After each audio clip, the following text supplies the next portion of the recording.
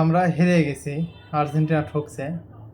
আপনারা ট্রোল করতেছেন করেন, যত খুশি আপনারা ট্রোল করতে থাকেন, বুঝছেন? ট্রোল করার সময় আপনাকে এখন করেন, সমস্যা নাই।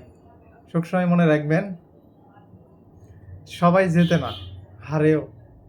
না হারলে বোঝা যায় না, বুঝলেননি?